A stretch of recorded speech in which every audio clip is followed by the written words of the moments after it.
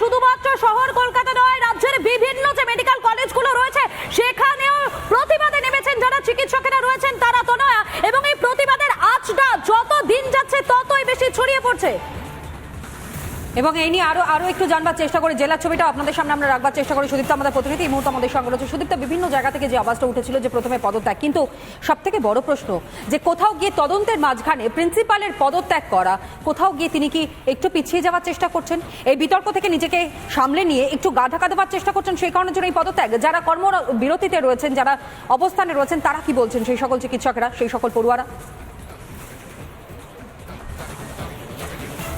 একেবারে দেখো তো, আমি প্রথমেই ছবিটা দেখাবো মেদিনীপুর মেডিকেল কলেজ হাসপাতালের চিকিৎসক পড়ুয়ারা তারা কিন্তু এখানে ঠিক এইভাবেই তারা কিন্তু প্ল্যাকার্ড হাতে নিয়ে বসে রয়েছেন এবং সকাল থেকেই কিন্তু তাদের যে কর্মবিরতি সেটা কিন্তু জারি রয়েছে।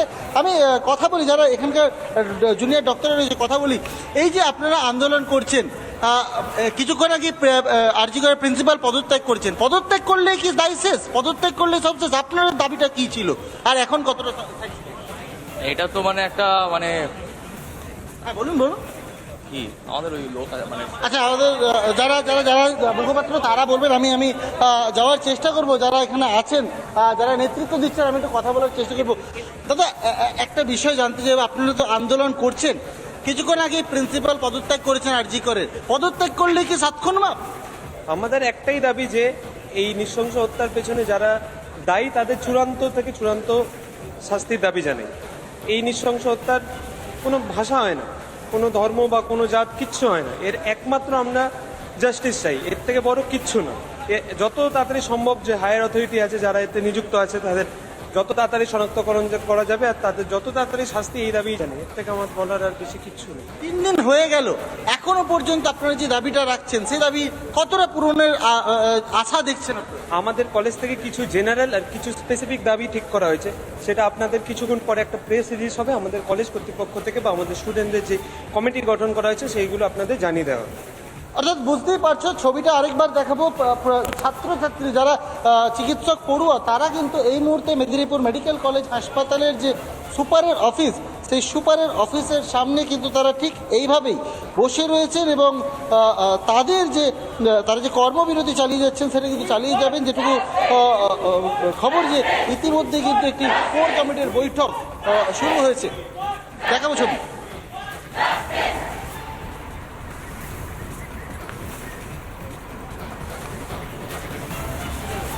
সুদীপ্তার সঙ্গে আমরা কথা বললাম, রণজিতের সঙ্গে একবার মধুকল্পিত আমরা একটু কথা বলে দেখি সেখানকার ছবিটা এই মুহূর্তে কি রয়েছে। একেবারে রণজিৎ রয়েছেন সরাসরি আমাদের সঙ্গে উত্তরবঙ্গ মেডিকেল কলেজ হাসপাতাল থেকে রয়েছেন। রণজিৎ, এই মুহূর্তে যারা চিকিৎসকেরা রয়েছেন তারা কি বলছেন? পদত্যাগ করলে কি সৎক্ষণ মাফ করা যায়? পদত্যাগ করলে কি বিতর্ক থেকে দূরে থাকা যায়?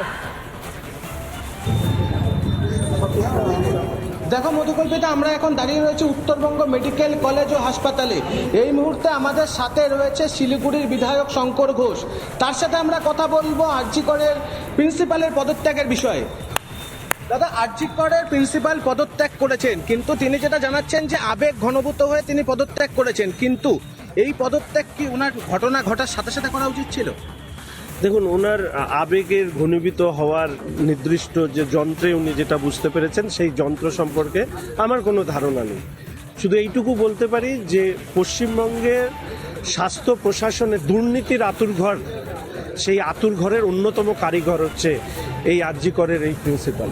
এনার সম্পর্কে বহু অভিযোগ আছে, ইনি এত প্রভাবশালী, এনাকে বদলি করার সাথে সাথে ইনি ফিরে আসেন। ইনি মারা যাওয়ার পরে আপ্রাণ চেষ্টা করেছেন ঘটনাটাকে কিভাবে আড়াল করা যায় পুলিশ প্রশাসনকে দিয়ে অন্যান্যভাবে। দুর্ভাগ্য হচ্ছে যে উনি পদত্যাগ করার পরেও উনি যেভাবে শারীরিকভাবে অত্যাচারিত মৃতা ডাক্তারি ছাত্রীর বারবার করে নাম বলেছেন সেটা আইনত দণ্ডনীয়। এখন পর্যন্ত রাজ্যের সরকার ওনার বিরুদ্ধে ব্যবস্থা নেননি।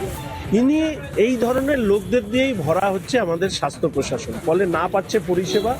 আর কর্তব্যরত অবস্থায় একজন নার্স, একজন ডাক্তার, তাকে গভীর রাত্রে এইভাবে যে হত্যা করা হয়েছে নৃশংসভাবে, সারা আমার মেডিকেল কলেজে যদি এই মুহূর্তে আমরা দেখি তাহলে কত গরিব মানুষ এসছেন যারা এই পরিষেবাটা এখান থেকে নেন। আজকের দিনে দাঁড়িয়ে ডাক্তাররা যদি পরিষেবা দিতে আতঙ্কে ভুগতে থাকে তাহলে এরকম লক্ষ লক্ষ কোটি কোটি গরিব মানুষের কি হবে?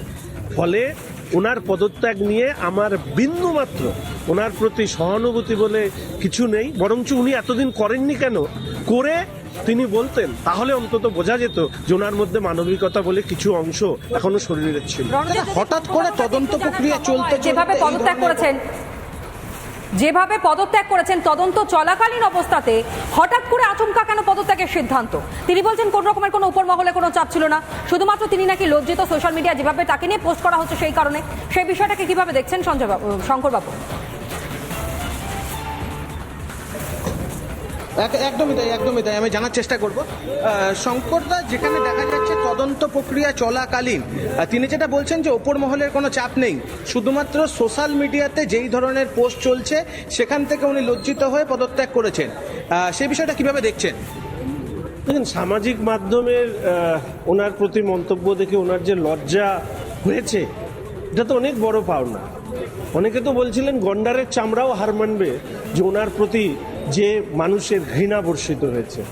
ফলে এই ধরনের কথা, বাল্যখিল্য কথা, একটা মেডিকেল কলেজের তিনি প্রিন্সিপাল, ফলে স্বাভাবিকভাবে বাচ্চাদের মতন কথা না বলে বরঞ্চ এই ধরনের ঘটনা ঘটার পরে তার নৈতিক দায়িত্ব স্বীকার করা, একজন